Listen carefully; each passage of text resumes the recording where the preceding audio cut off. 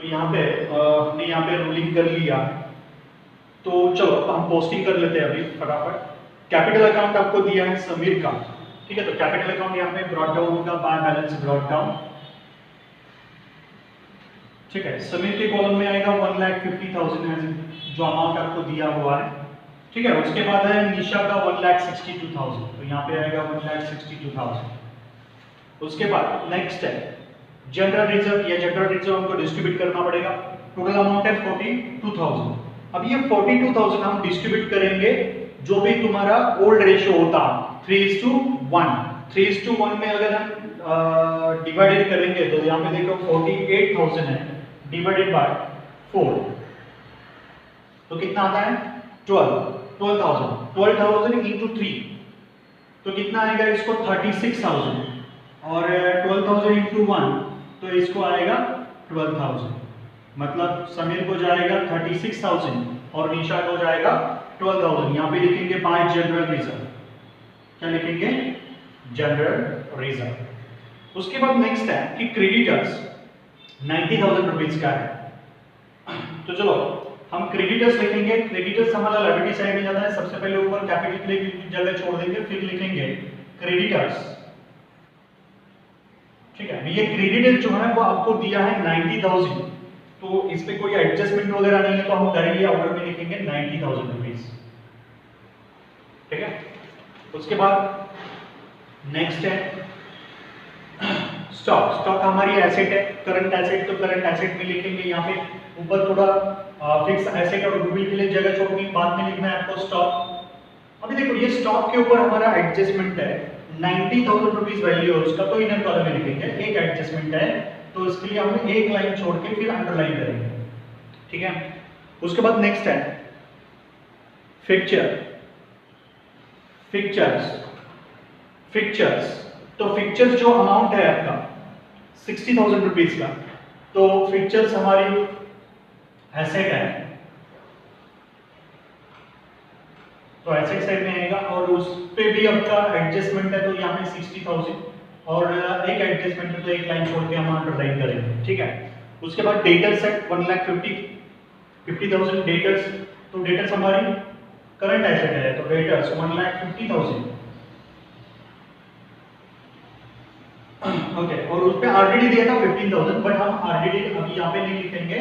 जो हम नया आरडीडी आपको दिया है, नया एडजस्टमेंट आपको दिया है, तो उसके अगेंस्ट वो 15,000 हम लेस करते हैं, ठीक है। उसके बाद आपको बिल्स रिसीवेबल्स दिया गया है 90,000 रुपीज का, और उस पे एसेट है, एडजस्टमेंट है, ये एसेट है आपका, तो बिल्स रिसीवेबल्स, ठीक है। और यहाँ पे 90,000 रुपीज इनर कॉलम में लिखेंगे, एक लाइन छोड़ देंगे एडजस्टमेंट के लिए, ठीक है। उसके बाद एक कैश इन हैंड, मतलब कैश अकाउंट। तो कैश अकाउंट आपके पास है, तो यहाँ पे हम बैलेंस ब्रॉट डाउन करेंगे टू बैलेंस ब्रॉट डाउन, ठीक है। अमाउंट कितना है आपका 75,000 रुपीज का, तो यहाँ पे हम लिखेंगे 75,000, ठीक है, ओके। तो ये हमारा पोस्टिंग यहाँ पे कंप्लीट हुआ है। अभी पोस्टिंग करने के बाद हम आते हैं एडजस्टमेंट पे। एडजस्टमेंट के हमेशा दो इफेक्ट्स होंगे। यहाँ पे देखो जो एडमिट हुआ है पूनम, फॉर 1/5 शेयर्स हमने उसको दिया 1 अप्रैल 2018 को। द फॉलोइंग टर्म्स, तो फर्स्ट है Poonam introduce the 1,20,000 as her capital. उसने कैपिटल लाया 1,20,000 का, तो कैपिटल लाया है तो कैश अकाउंट को हम डेबिट करेंगे। कैश अकाउंट को debit to P's capital account, मतलब पूनम्स कैपिटल अकाउंट। अमाउंट आएगा इसका 1,20,000। कितना आएगा? 1,20,000। अब ये 1,20,000 का जो अमाउंट है, ठीक है, इसका मतलब cash account debit to capital account, तो पार्टनर्स के कैपिटल अकाउंट के क्रेडिट साइड में बाय कैश अकाउंट यहाँ पे, तो इसके कॉलम में डैश, मतलब पहले दो पार्टनर है इनके कॉलम में डैश डैश आएगा, और पूनम के कॉलम में आएगा 1,20,000। कितना आएगा? 1,20,000। देखिए एकदम सिंपल बात है, कैपिटल आया कैश में, तो कैश अकाउंट को डेबिट और पार्टनर्स के कैपिटल अकाउंट को हम क्रेडिट करेंगे। उसके बाद नेक्स्ट है Poonam would pay cash for goodwill which would be based on 4 years purchases of past profit of the last 5 years। तो ये गुडविल का वैल्यूएशन हमको करना पड़ेगा।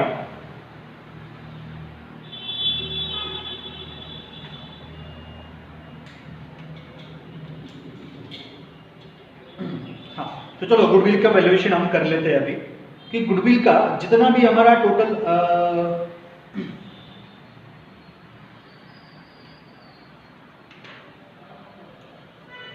हम यहाँ पे नोट बना लेते हैं अभी calculation of goodwill working note.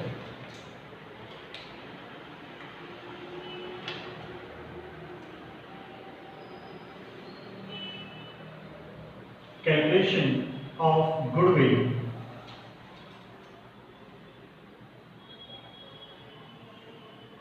ये एवरेज प्रॉफिट मेथड है। कौन सा मेथड है ये? Average profit method. ठीक है, तो उसके हिसाब से आपको ये कैलकुलेशन करना पड़ेगा क्योंकि आपको यहाँ पे टोटल 5 साल का प्रॉफिट दिया गया है। तो चलो हमारा पहला स्टेप नंबर 1 क्या है? स्टेप नंबर 1 होता है कि calculation of total profit. Calculation of total profit. ठीक है, तो total profit is equal to, देखिए 5 साल का जो आपको प्रॉफिट दिया गया वो है रुपीज फर्स्ट ईयर का 60,000, तो यहाँ पे 60,000 प्लस सेकेंड ईयर का आपका 45,000 प्लस ये 75,000 थर्ड ईयर का, फोर्थ ईयर का आपका 30,000 तो 30,000 रुपए हम ऐड करेंगे प्लस ये लास्ट ईयर का आपका प्रॉफिट है 45,000। तो इसका जो भी मतलब इसका टोटल आता है, देखिए टोटल अगर हम करेंगे तो 2,55,000 कितना आएगा आपका? 2,55,000। ठीक है, अभी स्टेप नंबर 2। स्टेप नंबर 2 क्या होता है? Calculation of the average profit. ठीक है, तो हम स्टेप नंबर 2 करेंगे कैलकुलेशन ऑफ एवरेज प्रॉफिट। तो average profit into sorry average profit is equal to क्या होता है? Total profit. मतलब जो स्टेप नंबर 1 में किया divided by number of years. Number of years, तो आपको जितना साल का प्रॉफिट दिया गया है ये नंबर ऑफ इयर्स आपको क्या करना पड़ेगा? डिवाइड करना पड़ेगा। तो इज इक्वल टू, अभी देखिए टोटल प्रॉफिट आपका है 2,55,000 2,55,000 डिवाइडेड बाय 5 साल का आपको प्रॉफिट दिया गया है। कितने साल का प्रॉफिट दिया गया है? 5 साल का प्रॉफिट आपको दिया गया है। तो इसका एवरेज प्रॉफिट आता है 51,000। कितना आता है? 51,000। ये हुआ अपना स्टेप नंबर 2। अभी स्टेप नंबर 3 क्या होगा? तो step number 3 calculation of goodwill.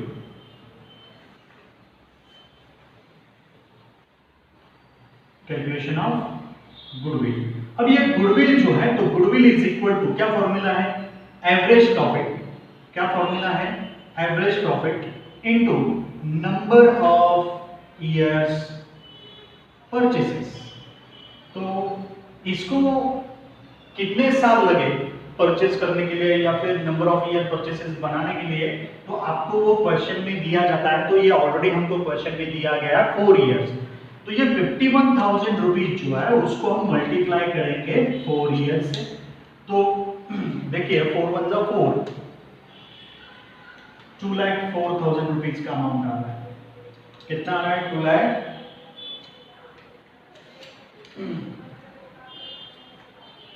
2,04,000। अब ये जो गुडविल हुआ है ना, ये आपका टोटल फर्म का गुडविल हुआ है। तो हमको स्टेप नंबर 4 भी करना पड़ेगा यहाँ पे। Calculation of goodwill in shares of जो न्यू पार्टनर है। Goodwill in shares of Poonam. ठीक है, तो पूनम को देखिए टोटल अपना गुडविल कितना था? 2,04,000। अभी हमने पूनम को कितना शेयर दिया था? 1/5, शायद 150 दिया था ना, 1/5 हमने शेयर दिया है। तो देखिए इसका कैलकुलेशन करने के बाद जो अमाउंट आता है वो है 40,800, 40,800 रुपए। ठीक है, तो ये 40,800 रुपए जो है, तो इसने क्या किया कि ये पैसा जो है वो कैश में लाया है। तो कैश अकाउंट जो होता है आपका, तो कैश अकाउंट में आपको मतलब देखो, Poonam would pay the cash for the goodwill which will be based on the 4-year purchases of the past profit at last 5 years। तो देखो ये आपका टोटल गुडविल हुआ उसके शेयर का, पूनम के। तो ये क्या गुडविल जो है वो कैश में लाया है, तो कैश अकाउंट डेबिट होगा टू गुडविल अकाउंट। गुडविल हमने दे दिया उसको, गुडविल अकाउंट 40,800 कितना है 40,800, और गुडविल अकाउंट को क्रेडिट होगा बाय कैश अकाउंट 40,800।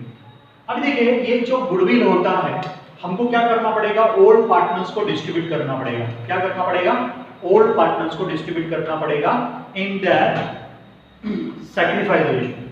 कौन से रेशियो से, सैक्रिफाइस रेशियो से। तो हमको यहां पे कैलकुलेशंस करने हैं, तो चलो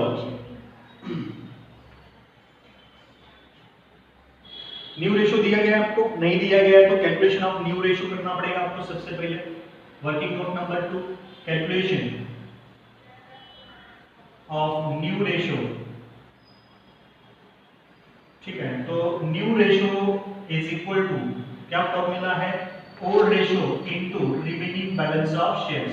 old ratio into remaining balance of shares. ठीक है, तो old ratio into remaining balance of shares है। तो यहाँ पे न्यू रेशियो तीनों के बीच में आएगा S N P, S N और पी। ठीक है, तो यहाँ पे देखिए हमने remaining balance of shares is equal to 1 minus 1/5 हमने दिया है उसको। ठीक है, तो 1/5 हम माइनस करेंगे तो कितना बचेगा 4/5। कितना बचेगा 4/5। तो ओल्ड रेशियो जो है इनका था 3:1 ना, ओल्ड रेशियो ये जो है इनका 3:1, मतलब 3 डिवाइडेड बाय 4 और 1 डिवाइडेड बाय 4। ठीक है, into remaining balance of shares कितना है 4 डिवाइडेड बाय 5 और 4 डिवाइडेड बाय 5, और इसको हमने न्यू शेयर कितना दिया था 150 है, यहाँ पे आपको लिखना पड़ेगा इज इक्वल टू। अभी ये मल्टीप्लाई है तो डायरेक्टली मल्टीप्लाई करो, 3 4s are 12 और 5 4s are 20। ठीक है, 4 1s are 4 और 5 4s are 20। अगर ये 1/5 को हमको जो डिनोमिनेटर है 5 उसको अगर हमको 20 करना है तो क्या करना पड़ेगा, इनटू 4 से उसको मल्टीप्लाई करना पड़ेगा, तो is equal to 4 divided by 20 आएगा। ठीक है, 4 1s are 4 और 5 4s are 20। तो ये 20 कॉमन डिनोमिनेटर है वो कैंसिल हो जाएगा, तो यहाँ पे 12 4 और 4 मतलब 4 1s are 4 4 1s are 4 4 3s are कितना आएगा 12। तो ये अपना न्यू रेशियो आएगा 3:1:1।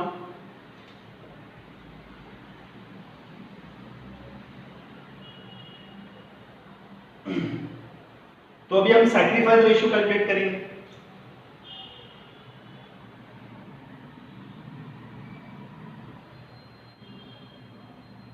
हमको सैक्रिफाइस रेशियो कैलकुलेट करना है, तो sacrifice ratio is equal to old ratio minus new ratio. तो सैक्रिफाइस कौन कर रहे हैं, जो ओल्ड पार्टनर है वही सैक्रिफाइस करेंगे, यस और एन। ठीक है, तो इनका अगर ओल्ड रेशियो देखेंगे तो 3/4 है और ये इनका 1/4 है, माइनस न्यू रेशियो कितना आ रहा है इनका 3/5 और ये आ रहा है 1/5। ठीक है, मतलब 3:1:1 मतलब इसका टोटल 5 होता है, इसलिए 3/5 और 1/5। तो देखिए यहाँ पे माइनस अगर है तो आपको क्या करना पड़ेगा, क्रॉस मल्टीप्लिकेशन करना पड़ेगा। तो क्रॉस मल्टीप्लिकेशन हम जब करते हैं तो इसका नॉमिनेटर और इसका डिनोमिनेटर मतलब अंशानी छेदाला मतलब अंश जो है उसको छेद से इंटू करना है। तो 3 into 5 कितना होता है 50 minus 12 divided by 5 4s are 20। ठीक है, 5 1s are 5 minus 4 1s are 4 divided by 20 cancel हो गया, तो यहाँ पे 3:1 मतलब सैक्रिफाइस रेशियो भी हमारा कितना आता है 3:1। अभी देखिए जो गुडविल हमारा है वो है 40,800। तो ये 40,800 हमको डिवाइडेड करना है 4 शेयर में मतलब 3:1 में। ठीक है, तो 3:1 में देखिए कितना होता है, तो इसका आंसर आएगा 10,200 into 3 और 10,200 into 1, तो 10,200 इसको आएगा और इसको आएगा 30,600। तो देखिए 40,800 रुपए हो रहे हैं बराबर। तो ये गुडविल जो है हम अभी डिस्ट्रीब्यूट करेंगे पार्टनर्स को। तो अगर ये गुडविल हम पार्टनर्स को डिस्ट्रीब्यूट करना है तो क्या एंट्री होगा? गुडविल देखिए, अब ये गुडविल हमने नए पार्टनर को दे दिया था, तो नया पार्टनर भी हमारे बिजनेस में आ रहा है, तो गुडविल भी उसके साथ में आ रहा है, तो गुडविल अकाउंट को हम क्या करेंगे? डेबिट। बट ये गुडविल किसको देना है? ओल्ड पार्टनर्स को, तो ओल्ड पार्टनर्स को क्रेडिट जाएगा। मतलब goodwill account debit to partners capital account. तो गुडविल अकाउंट के डेबिट साइड में लिखेंगे टू एस कैपिटल अकाउंट और टू एन कैपिटल अकाउंट। कितना अमाउंट है वो वाला 30,600 और 10,200। 30,600 और 10,200।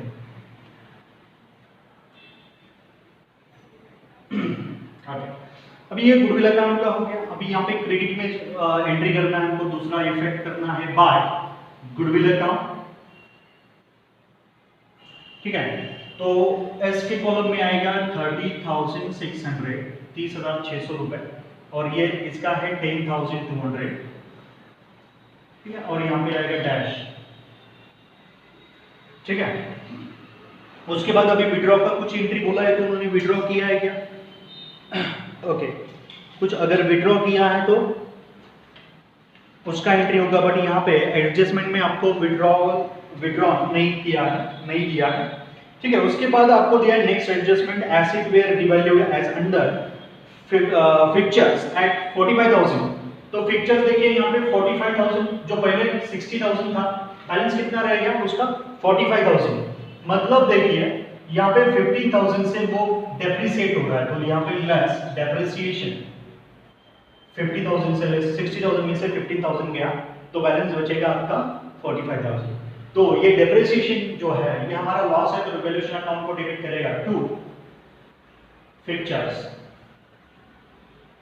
अमाउंट डायरेक्टली आप आउटर में लिखो 15,000 रुपीज, 15,000, ठीक है। उसके बाद नेक्स्ट है बिल्स रिसीवेबल। आपका जो वैल्यूएशन हो रहा है 1,20,000, तो बिल रिसीवेबल अपना कितना था? 90,000, अभी वो हो रहा है 1,20,000, मतलब 30,000 से एप्रिसिएट हो रहा है। तो यहाँ पे ऐड करना है हमको, ऐड इंक्रीज, क्या करना है? इंक्रीज। तो 90,000 में हम 30,000 रुपए ऐड करेंगे तो 1,20,000 बनता है। तो ये 1,20,000 जो अमाउंट इंक्रीज हुआ है 30,000 रुपीज का, तो एसेट हमारी बढ़ रही है, मतलब हमारा बेनिफिट हो रहा है। तो बेनिफिट हम कहां पे लिखते हैं? रिवैल्यूएशन अकाउंट के क्रेडिट साइड में बाय बिल्स रिसीवेबल्स। कितना अमाउंट है? 30,000। उसके बाद नेक्स्ट देखिए स्टॉक आपका अमाउंट जो है वो 60,000 हो रहा है, पहले 90,000 था, अभी जो 60,000 हो रहा है तो उसको आउटर में लिखिए, मतलब 30,000 रुपए से स्टॉक हमारा कम हो रहा है, तो लेस डिक्रीज, क्या बोलना है उसको? डिक्रीज, ठीक है। तो 90,000 में से 30,000 हम लेस करेंगे तो 60,000 का बैलेंस आएगा, और ये स्टॉक अगर डिक्रीज हो रहा है तो हमारा लॉस है, तो यहाँ पे लिखेंगे टू स्टॉक 30,000 में डिक्रीज हो रहा है, ठीक है। उसके बाद नेक्स्ट देखिए debtors at book value less a provision at 20%। अभी जो डेटर्स है वो हमारा बुक वैल्यू है 1,50,000, इसमें से हमको लेस आरडीडी करना है एट द रेट 20% करना है। तो उसका जो प्रोविजन होता है टोटल होता है आपका 1,50,000 पे 20%, मतलब 10 खा लिया तो हमारा 10% बचेगा 15,000 रुपए। तो 20% है तो मतलब 30,000 का हमारा टोटल प्रोविजन होता है। 1,50,000 में से 30,000 माइनस करेंगे तो बैलेंस कितना बचेगा आपका? 1,20,000। कितना बचेगा? 1,20,000। और ये आरडीडी जो है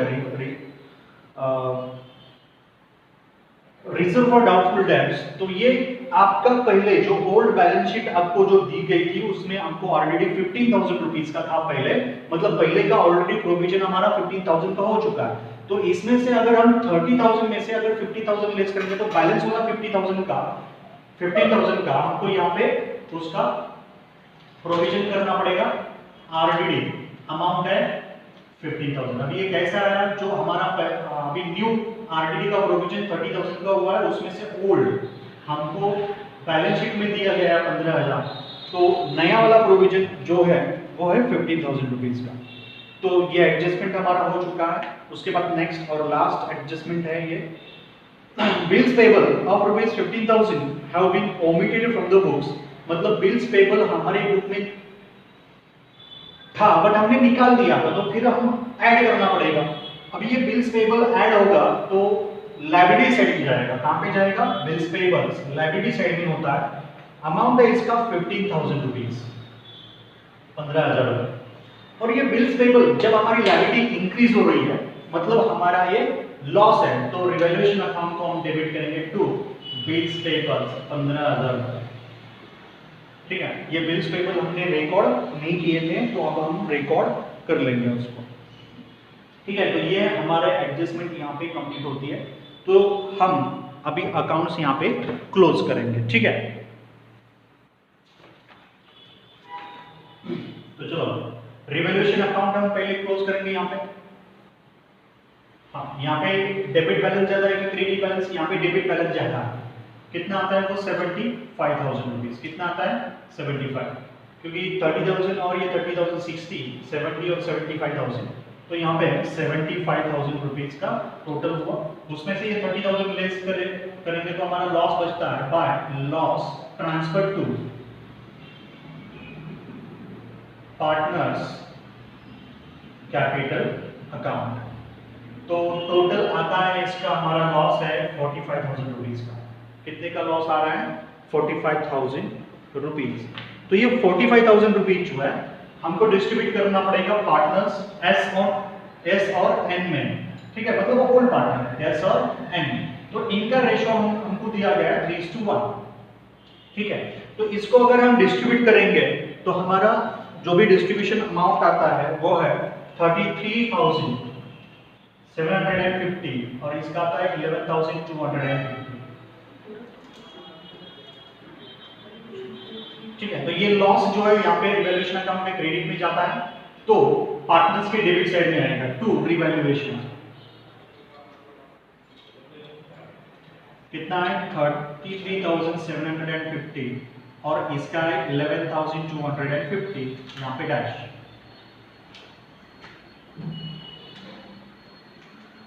उसके बाद नेक्स्ट देखिए, अभी ये हमको यहाँ पे टोटल करना है, ये अकाउंट्स हम क्लोज करेंगे। यहाँ पे आएगा ये 1,20,000, यहाँ पे भी आएगा 1,20,000। यहाँ पे कैपिटल कोई भी अगर किधर भी एडजस्ट करने के लिए अगर नहीं बोला है तो हम directly to balance brought down carry down करेंगे। तो कैरी डाउन यहाँ पे आएगा 1,20,000। उसके बाद ये 1,62,000 और 12 74,000, 74 और ये 10 1,84,200। कितना होता है? 1,84,200 बराबर है 1,84,200। तो ये 1,84,200 में से अगर हम 11,250 अगर माइनस करेंगे तो बैलेंस बचेगा आपका 1,72,950, 1,72,950 रुपीज। ठीक है, और यहाँ पे देखिए 1,50,000 और ये 30 1,80,000 2,10,000 2,16,600 ओके बराबर है 2,16,600। तो यहाँ पे आएगा 2,16,600। उसमें से अगर ये 33,750 अगर हम माइनस करते हैं तो बैलेंस बचेगा आपका 1,82,850। ठीक है, तो ये कैपिटल बैलेंस जो है आपको क्या करना है? ट्रांसफर करना है लायबिलिटी में। यहाँ पे सबसे ऊपर आएगा कैपिटल, ठीक है, एस एन, और अभी जो नया पार्टनर आ रहा है पूनम। ठीक है, तो यहाँ पे जो बैलेंस आपका कैरी फॉरवर्ड हुआ था 1,80,850, उसके बाद आएगा 1,72,950 और ये 1,20,000। इसका हम टोटल करेंगे, काउंटर में लेंगे। उसके बाद हम क्या करेंगे? कैश अकाउंट क्लोज करेंगे। 1,20,000 और 75,000 1,95,000, 1,95,000 और 40 2,35,800। यहाँ पे आएगा 2,35,800। यहाँ पे बैलेंस कोई माइनस करने के लिए नहीं है, तो यहाँ पे क्या होगा? By balance carry down 2,35,800। तो ये हमारा एसेट है, तो हम एसेट साइड में इसको कैश एसेट साइड में लेंगे इसको 2,35,800। ओके, तो इसका जो भी टोटल बैलेंस बनता है तो यहाँ पे 0 10 18 1 2 4 और 1 5 8 15 16 17 और ये 4,75,800 और 90,000 5,65,000 70 80 80 5,80,500। तो हमारी जो बैलेंस शीट है 5,80,800 रुपीज को टैली हो रही है यहाँ पे 5,80,800।